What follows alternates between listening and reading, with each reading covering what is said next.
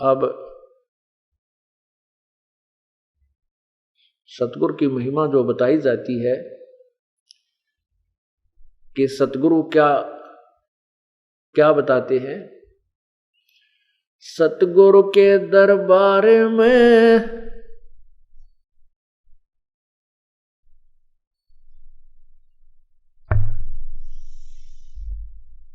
सतगुरु के दरबार में जाइयो कई एक बारे, भाई भूली वस्तु याद दिलावे है सतगुरु दातार। सतगुरु के दरबार में जाइयो बारंबार, एक ऐसी भूली वस्तु याद दिलावे सतगुरु है दातार। हम क्या भूल गए? राम नाम सौदा करो, राम नाम निज सार है, राम नाम निज मूले, राम नाम सौदा करो भाई, राम नाम न बोले।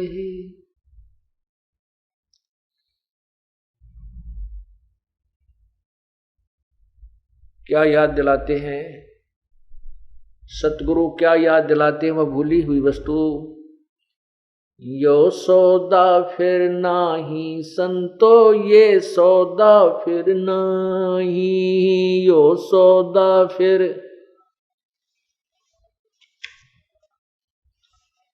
यो सौदा फिर नाही रे संतो, यो सौदा फिर नाही, ये सौदा फिर नाही रे संतो। लोहे जैसा ताव जात है, लोहे जैसा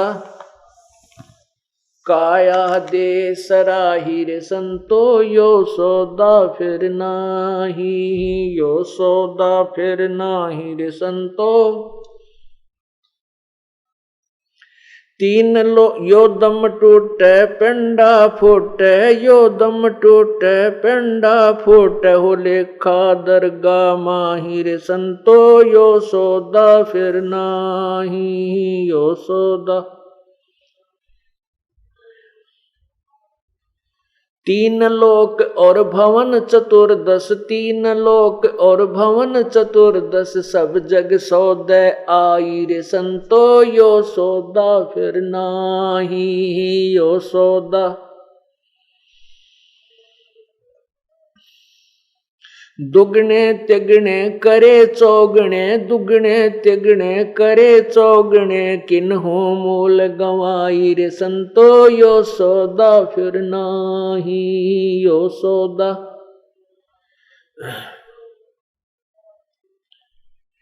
यो दम टूटे पिंडा फूटे, यो दम टूटे पिंडा फूटे, हो लेखा दरगा माही रे संतो, यो सौदा फिर नाही, यो सौदा।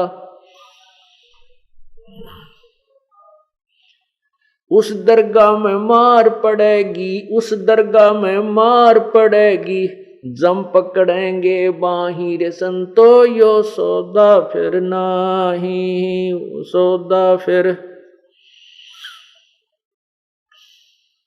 वा दिन की मोह डरनी लागे, वा दिन की मोह डरनी लागे, लज्जा रयक नाही रे संतो, यो सौदा फिर नाही, यो सौदा।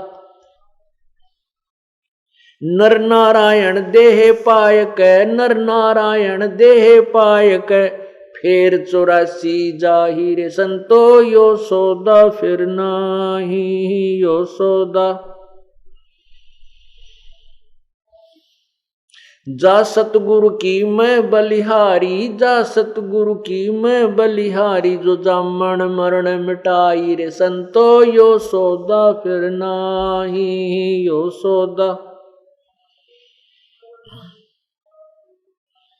कुल परिवार तेरा सकल कबीला, कुल परिवार तेरा सकल कबीला, मसलत एक ठराई रे संतो, यो सौदा फिर नाही, यो सौदा फिर।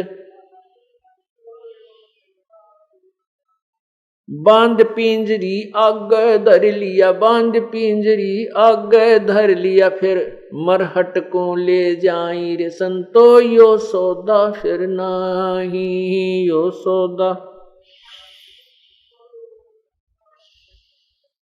अग्नि लगा दिया जद लंबा, अग्नि लगा दिया जद लंबा, फूक दिया उस ठाही रे संतो, यो सौदा फिर नाही यो सौदा। वेद बांध फिर पंडित आए, वेद बांध फिर पंडित आए, पीछे गरुड़ पढ़ाई रे संतो, यो सौदा फिर नाही यो सौदा। नरसेती तू पशुआ की जय, नरसेती तू पशुआ की जय, गद्दा बैल बनाई रे संतो, यो सौदा फिर नाही यो सौदा। ये 56 भोग कहाँ मन बोरे, 56 भोग कहाँ मन बोरे, कित कुरडी चरणे जाई रे संतो, यो सौदा फिर नाही यो सौदा। प्रेतशिला पे जा बिराजो, प्रेतशिला पे जा बिराजो, पितरों पिंड भराई रे संतो, यो सौदा फिर नाही यो सौदा। बहुर श्राद्ध खान को आए, बहुर श्राद्ध खान को आए, काग भये कलमाई रे संतो, यो सौदा फिर नाही यो सौदा। जय सतगुरु की संगत करते, जय सतगुरु की संगत करते, ये सकल कर्म कट जाई रे संतो, यो सौदा फिर नाही यो सौदा।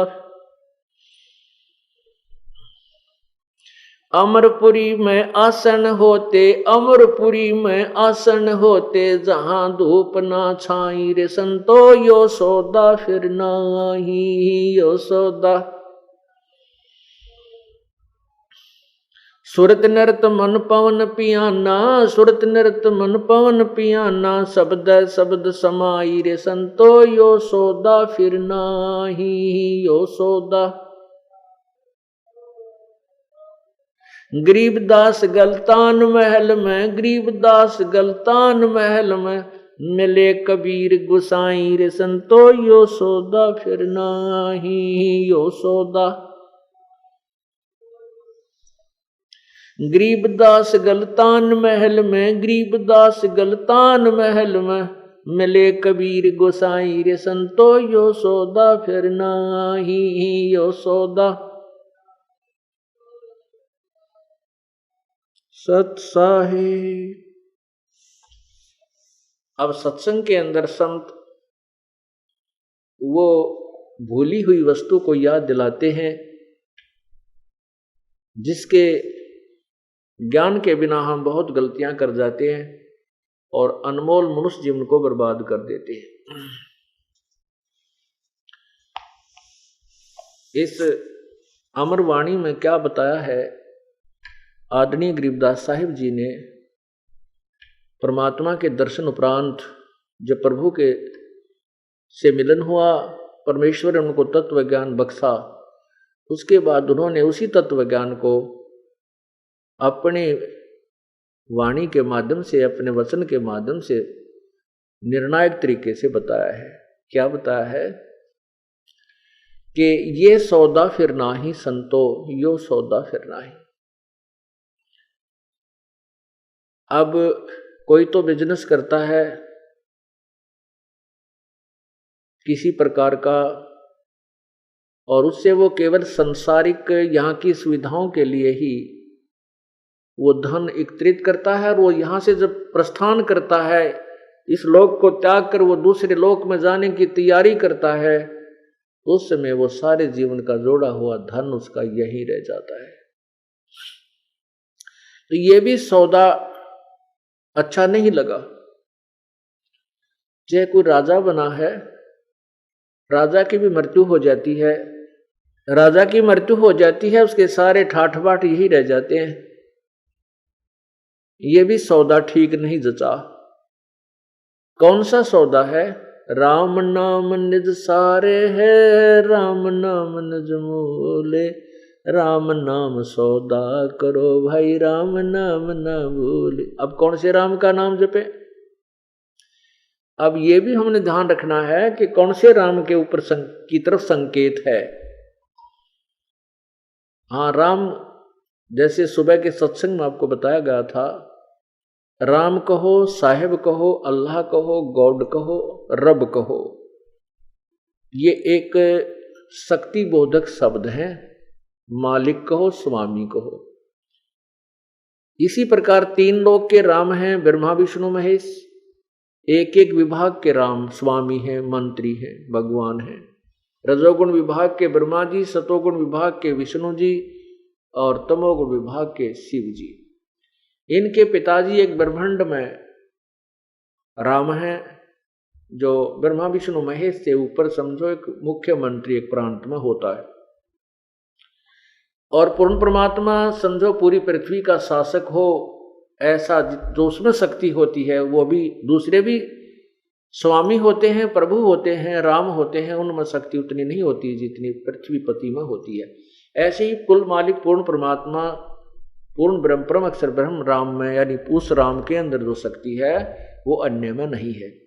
तो पवित्र गीता जी ने भी यही कहा है कि उस परमात्मा की कृपा से, उस परमात्मा की साधना से ही तो पूर्ण मोक्ष प्राप्त करेगा और तेरा जन्म मृत्यु का झंझट सदा के लिए समाप्त हो जाएगा। तो हम उस राम की तरफ संकेत करें। राम नाम निज सार है, राम नाम निज मोल, राम नाम सौदा करो, राम नाम ना भूल। कहते हैं लोहे जैसा ताव जात है, काया दे सराही, और दुगने तिगने किए चौगने, किन्हु मूल गवाही। तीन लोक और भवन चतुर्दश, सब जग सौदे आही, भाई दुगने तिगने किए चौगने, किसी न मूल गवाही। अब जैसे लोहे को कारीगर गर्म करता है और गर्म करते ही तुरंत वो बाहर निकाल के लोहार और उस पर तुरंत चोट मारता है, वो तुरंत चोट लगाता है और जरा सा वो जो तुरंत चोट लगा करके गर्म लोहे पर जो बनाना चाहता है वो उसका इंस्ट्रूमेंट बना लेता है। और वो लोहा जरा सा ठंडा हो जाए तो इंस्ट्रूमेंट नहीं बन सकता, वो औजार नहीं बन सकता जिसके लिए वो तैयारी कर रहा है। फिर तो वो कितनी चोट लगा ले वो वस्तु नहीं बनेगी, टेढ़ा मेढ़ा उसका और आकार बन जाएगा। ये मनुष्य जीवन समझो आपका लोहे जैसा ताव है, ये लोहा गर्म है, इस पे ये सत्संग की चोट लगी तो जो हम मोक्ष प्राप्ति का प्रयत्न कर रहे हैं सफल हो जाएंगे। और ये लोहा ठंडा हो गया फिर कुछ नहीं बनेगा। ये लोहा कब ठंडा होगा? जब मृत्यु हो जाएगी। मृत्यु के उपरांत फिर क्या होगा? हमारे ये स्वरूप नहीं रहेगा, सुंदर स्वरूप जो मनुष्य का है। फिर वो लोहा ठंडा होने के बाद उस पर चोट लगाता रहे तो वो टेढ़ा मेढ़ा हो जाता है, कुछ और ही आकार बन जाता है। तो हमारा फिर और आकार बन जाएगा। नर से तीतू पशुआ की जय दीजे बैल बनाए, चार पहर जंगल में डोले तेरा तो ना पेट भराए। ये 56 भोग कहाँ मनबो रे कुर्डी चरने जाए, टूटी कमर पजावे चढ़े तेरा कागा मांस गिलाए। फिर हमारा कुछ और ही स्वरूप बन जाएगा, गधे कुत्ते शुअर का बन जाएगा। किस कारण से? कि इस गर्म लोहे पर चोट नहीं लगा पाए। क्या बताते हैं कि दुगने तिगने करे चौगने किस किन्हु मूल गवाही। अब जो पुण्यात्मा किसी के पास 1 लाख रुपए मूलधन है और उस मूलधन से वो बिजनेस नहीं करता है, उसको सदुपयोग नहीं कर रहा है और उसको कहीं ना उसी में तो गुट्टी लगा हुआ है, सिनेमा देख कर आता है, कार लेकर किराए पर सैर सपट्टे करता फिर रहा है और सौदा कर नहीं रहा, बिजनेस में नहीं लगा रहा, तो वो कंगाल हो जाएगा, उस मूल को भी नष्ट कर देगा, मुख्य पूंजी को भी समाप्त कर देगा और वो कंगाल हो जाएगा। और समझदार व्यक्ति उसी धन को अच्छी सदुपयोग करते हैं, बिजनेस में लगाते हैं, तो दुगने तिगने चौगने बना लेते हैं। ये श्वास रूपी पूंजी प्रभु ने हमें दी है। सत्संग में आने से ये चेतना होती है, ज्ञान होता है कि हमने इसका सदुपयोग करना चाहिए। तो सदुपयोग करने वाले को तो दुगने तिगने चौगने बना हो जाते हैं, और जो यहाँ नहीं आते उनको ज्ञान नहीं होता, वो इसी मनुष्य शरीर को व्यर्थ के ऐश्वर्य के अंदर और इधर उधर के गप्पे आंक के कोरे पाप को माँ के बर्बाद कर जाता है। वो कंगाल हो जाता है, मूल पूंजी को नष्ट कर जाता है। 3 लोक और भवन चतुर्दश सब जग सौदय आही, दुगने तिगने किए चौगने किन्हु मूल गवाही। फिर क्या होगा? ये दम टूटे पिंडा फूटे हो लेखा दरगाह माही, उस दरगाह में मार पड़ेगी यम पकड़ेंगे बाही। उस भगवान के दरबार में ये शरीर छूटने के बाद वहां ले जाएंगे पकड़ कर, और वहां तेरी पिटाई होगी। वहां यम के दूत तेरी बाह पकड़ कर ले जाएंगे उस परमात्मा के दरबार में, तेरे ऊपर मार पड़ेगी, पिटाई बनेगी। जा दिन की मोय डरनी लागे लज्जा रे अगनाही, नर नारायण देहे पाके तू फेर 84 जाही। अरे नालायक, परमात्मा कहते हैं इतना सुंदर शरीर भगवान ने अपना जैसा स्वरूप तुम्हें दिया है, नर नारायण दे ही पाके, और तू फिर 84 जाई, फिर 84 लाख योनियों में नाना प्रकार के प्राणियों के कष्टों को उठाने को तैयारी कर रहा है, क्योंकि तू भक्ति ठीक नहीं कर रहा, परमात्मा में श्रद्धा तेरी बनी नहीं। ये शरीर छूट जाने के बाद मृत्यु के उपरांत क्या होता है कि आसपास के अपने कुल के लोग इकट्ठे होते हैं और सभी एक ही राय देते हैं, भी उठाओ इसको, ले चलो, इसकी अंतिम संस्कार करो। कहते कुल परिवार तेरा सकल कबीला मस्तलत एक ठराई, बांझ पिंजड़ी आग धर लिया, फिर मरघट को ले जाई। फिर वहां क्या करते हैं? हिंदू रीति से संस्कार अग्नि में जलाते हैं। अग्नि लगा दिया जद लंबा फूक दिया उस ठाही, फिर प्राण बांध फिर पंडित आए, पीछे गरुड़ पढ़ाई। अब क्या बताना चाहते हैं कि शरीर का तो अग्नि में को सवा कर दिया, आत्मा थी वह भगवान के दरबार में चली गई, वहां अपना अकाउंट करवा रही है, और पीछे से ये मेरे जैसे ठग गुरु लोग एक अपना कच्चा नियम बना करके, नकली नियम बना करके, और फिर क्या कहते हैं कि गरुड़ पुराण का पाठ करा दो, उसका मोक्ष हो जाएगा। अब परमात्मा मंदी छोड़ने कहा है कबीर परमेश्वर ने कि ए नादान, अब उसका कुछ नहीं होना, वो तो जा चुका है। इस गरुड़ के पाठ कराने से वर्तमान में उसको कोई लाभ नहीं, क्योंकि वो मृत्यु को प्राप्त होकर के नेक्स्ट योनि को प्राप्त होने की तैयारी कर रहा है।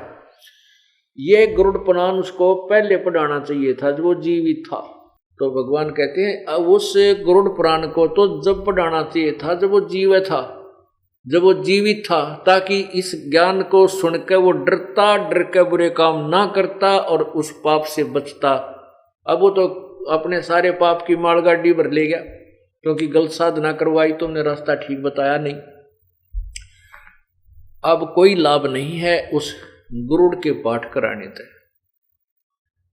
क्योंकि आप अधिकारी भी नहीं हो। यदि कोई धार्मिक यज्ञ भी करना चाहे तो हम अधिकारी नहीं हो।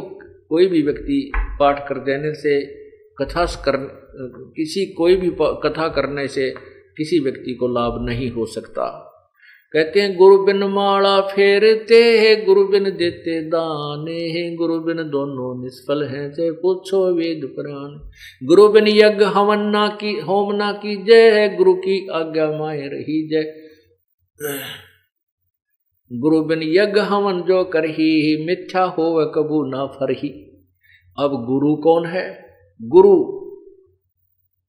का अर्थ है जो तत्व ज्ञान यानी सच जो ज्ञान प्रदान करता है, आध्यात्मिक ज्ञान प्रदान करता है, जो सच्चा ज्ञान देता है, उसको गुरु कहो चाहे सतगुरु कहो। सतगुरु तो इसलिए कहना पड़ गया कि नकली गुरु हो गए। अगर यदि ये नकली गुरु ना हो तो गुरु ही बहुत है, सतगुरु कहने की आवश्यकता है नहीं, क्योंकि गुरु का अर्थ होता है सही ज्ञान दे वो टीचर। जो टीचर आउट ऑफ सिलेबस ना पढ़ाता हो, सिलेबस से ही पाठ्यक्रम से ही हमें पढ़ा रहा हो, तो वो टीचर ही है। इसी प्रकार ये कि ये स्पिरिचुअल टीचर होता है, आध्यात्मिक गुरु होता है। इसको गुरु ही काफी शब्द था, लेकिन सतगुरु इसलिए कहना पड़ा कि नकली गुरुओं की गिनती नहीं, इसलिए उसमें कुछ डिफ्रेंशिएट करने के लिए, उसमें भिन्नता दिखाने के लिए कि गुरु, अगर तुम इनको गुरु मानते हैं तो एक सतगुरु की आवश्यकता, जो इनसे न्यारा ज्ञान सच्चा ज्ञान देता है। तो गुरु के बिना जो हवन और पाठ आदि कराए जाते हैं वो भी लाभदायक नहीं होते, इसलिए तुम जो ये क्रिया करते हो इससे कोई लाभ नहीं होता, क्योंकि इसका प्रमाण दिया है।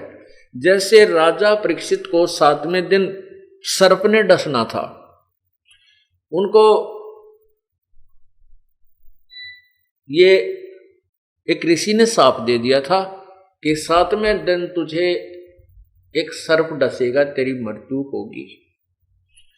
तो उस समय ऋषि लोगों ने इकट्ठा होकर के सलाह बनाई कि राजा बड़ा धार्मिक है और भाई कोई इससे गलती बन गई है, क्योंकि राजा परीक्षित ने एक ऋषि के गले में मरा हुआ सर्प डाल दिया था और उस ऋषि के लड़के ने उसको श्राप दे दिया था, ब्राह्मण ने, कि तुझे 7वें दिन ये सर्प डसेगा। तो ऋषियों ने मिलकर के एक सलाह बनाई कि अभी कुछ ऐसा उपाय किया जाना चाहिए राजा की गति हो जाए। सबने कहा कि श्रीमद् भागवत सुधा सागर का एक सप्ताह तक इसको पाठ कराया जाए, इसको कथा सुनाई जाए। तो कथा सुनावे कौन? अब देखो पुण्यात्मा, इन बातों को ध्यान में रखना।